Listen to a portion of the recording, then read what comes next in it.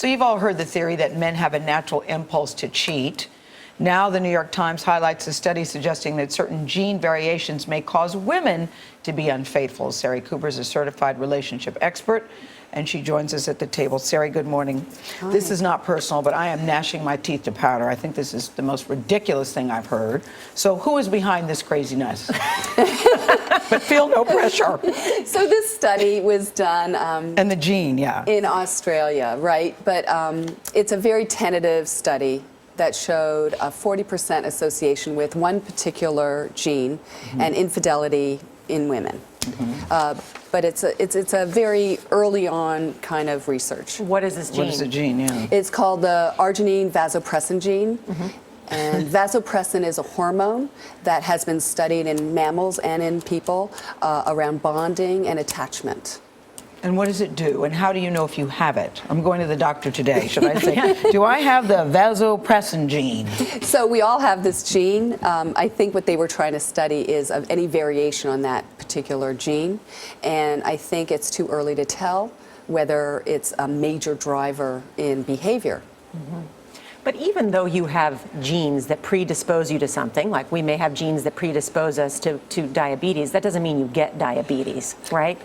We have free will. We are human beings. You make choices. We make choices. Right. You know, this nature versus nurture argument and discussion has been going on for some time. And I think there are many reasons why women tell me that they are unfaithful. Yeah. I mean, do they cheat because of their genes or do they cheat because of something else? Well, there are several things that they report. One of them is a fear of that they're being ignored, that they almost feel invisible in their relationship, that they want to feel special and cherished again if they come from unhappy. With more and more women outside in the workforce, are we seeing an increase in the number of women who are unfaithful? I think the numbers show that there's a very large amount of women who are cheating, but I always say, you know, studies are confusing at times because if you're going to be lying about having an affair, you might not be so truthful on a study. But I do think that might be one of the contributors. I also think that there is, you know, another predisposition for cheating might be inequity. You know, if a woman feels like their partner is making all of the decisions, has all the power in the relationship, an affair might be her way of getting back at her partner, or feel that somebody's listening to her, or it seems to me all the same. That I mean, how is cheating different for men than it is for women?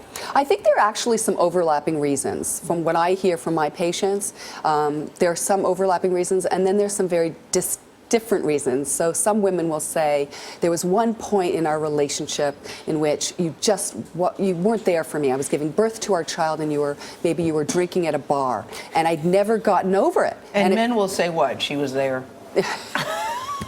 Men might say, I didn't think it was going to happen. I just happened to do it. Or they might say, I was drunk, I didn't know what I was doing. This is the thing, there are many reasons, I believe, for cheating. It just bothers me for anybody to say it was because of a gene. You know, I just think that for both men and women, there really isn't a one-size-fits-all. And when it happens, it's a very, very devastating thing. It is. Not that I know anything about that, June 20th, 1983, but I don't remember the details. But I'm just saying, you know, there are many different reasons. So when I hear a study about a gene that causes it, just drives me nuts. I'm with you, sister. Okay. I'm with you. Sari Can I Cooper, get an amen? Amen. Amen, sister.